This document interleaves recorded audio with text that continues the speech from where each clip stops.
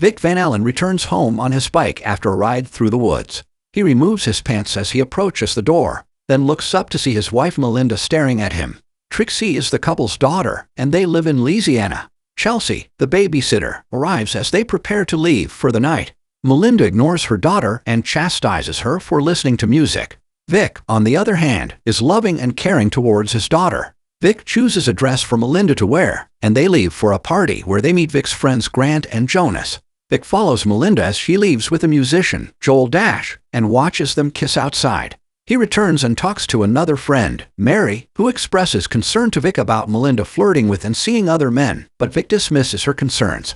Melinda becomes inebriated and begins playing a song on the piano. Joel approaches Vic and strikes up a conversation. Joel thanks him for being cool about seeing his wife and considers him a friend. When they are alone in the kitchen, Vic casually mentions another friend named Martin McRae by Melinda, who went missing a month before. Vic threatens Joel by telling him that he killed him with a hammer, which Joel interprets as a serious threat to himself.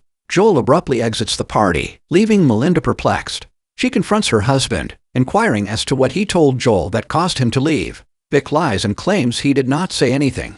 Vic worships his wife and gives her a massage after returning home and paying the babysitter, but she still sends him away to sleep in a different room. The joke about Vic killing Martin spreads throughout the neighborhood, despite Vic's claim that he never meant to threaten Joel. What his friends and neighbors don't realize is that Vic and Melinda have a personal arrangement in which they remain together in a loveless marriage in exchange for Melinda's ability to have multiple partners.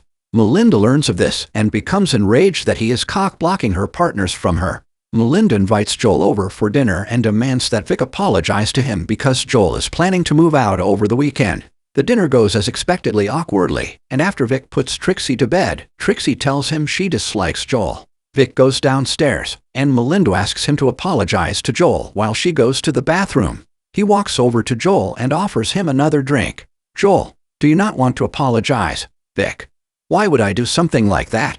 Joel, because you claim to have murdered Martin McRae. Vic, Joel, I can't apologize for that. Vic, yes, I did murder Martin McRae. Vic, I smacked him with a hammer. Vic, oh, take a look at that. Vic, your Uber has arrived. I didn't order one. Joel, Vic, yes, I did. Let's get started. The Van Allens attend a party where they meet Don and Kelly Wilson. Vic informs Don that he is an author and that he works part-time for a magazine publication company and builds web pages.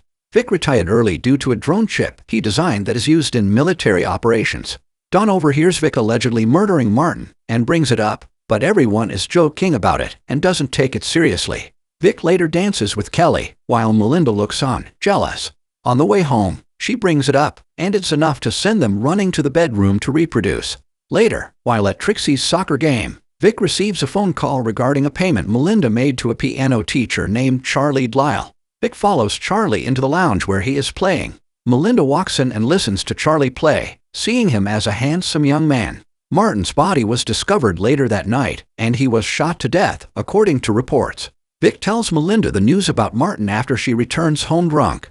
The next day, Vic returns to the lounge with Grant, and they talk about Martin being found shot to death, and Grant says that the rumors about Vic killing him with a hammer can finally be put to rest.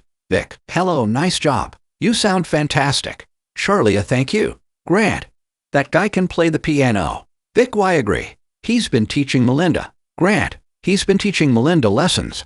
Vic, why agree. Melinda does not return home that night, and Vic confronts his wife the next morning, telling her to stop seeing Charlie. Vic is enraged by his wife's descent into the rabbit hole and wants her to remember the family she has with him and Trixie. Melinda isn't interested in what he has to say and retires upstairs to sleep. We cut to Vic and Melinda attending a pool party at Jonas' house with all of their friends. Charlie arrives after Melinda invites him. She introduces him to Vic as her piano teacher, despite Charlie's previous encounter with Vic in his lounge. Vic observes Melinda and Charlie flirting in the pool. Soon after, it begins to rain, forcing everyone indoors. Vic and Charlie are the only people who have remained in the pool. Vic comes in by himself a few moments later. Melinda looks out the window to see Charlie face down in the pool. The guys drag him out and attempt to resuscitate him, but Don drops Charlie's body, hitting his head against the pool's edge. However, they discover that he was already dead when they discovered him. When the cops arrive to question the guests, Melinda accuses Vic of murdering Charlie, but Vic denies it and claims she is just upset. Both are taken into separate rooms for questioning by the detectives. The police leave with no further evidence to pursue. Melinda's upset because another of her lovers has left. Vic returns home and sits next to his wife. Vic, so what's next? Vic, do you want to get a divorce? Melinda, I can't believe you think you're smarter than me. Vic, I don't believe so. Vic, aren't you scared of me if you think I killed Charlie? No, Melinda. Vic, sure, why not? Melinda, because I'm the reason you killed him. Vic. Vic learns from Kelly that her husband Don has been gossiping behind her back, so Vic invites them over for dinner. Vic and Don have a private conversation in which Vic intimidates him. Don asks Vic if he is willing to take a lie detector test to prove he did not murder him, and Vic agrees. Melinda collaborates with Don to hire private investigator David Risigliani to track Vic down. He quickly catches on and goes to Don's house to confront him in front of Kelly and their daughter, displaying proof of bank records indicating a transfer to Don's name. Vic notices Melinda reconnecting with her college boyfriend, Tony Cameron.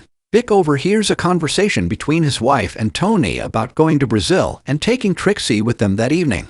Vic's rage begins to outgrow control. Tony visits the Van Allen home, where Vic appears to be friendly, and Melinda ends up leading Tony to her bedroom while Vic watches them. He later encounters Tony on the street and informs him that Melinda wishes to show him something. He leads Tony deep into the woods, isolates him, and then throws a rock at his head. Tony falls down a cliff and hits his head on a rock, dying. He then tries to hide Tony's body in the water by tying his arms around a rock with his belt before sinking him. Vic walks back home with a smile on his face. Vic later takes Melinda and Trixie to the woods for a picnic. After Tony stops returning her calls, Melinda begins to open up more to Vic. When Trixie almost comes across Tony's body near the water, he becomes concerned. Melinda mentions leaving her scarf at home on the way back. The next morning, Vic returns to try to sink Tony's body deeper, while Melinda searches for Vic and instead finds Tony's wallet.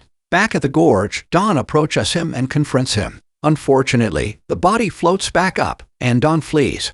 Don gets into his car and speeds away, but Vic pursues him on his bike, taking a shortcut through the forest. Instead of focusing on the road, Don keeps texting his wife that he was correct, and Vic appears in front of him, causing Don to swerve hard to avoid hitting him, causing him to drive down a large hill and crash his car below, where he dies. Vic returns home to Melinda, who tells him she saw Tony before going inside the house, reminiscent of the opening scene. She is later seen burning Tony's ID before the film ends.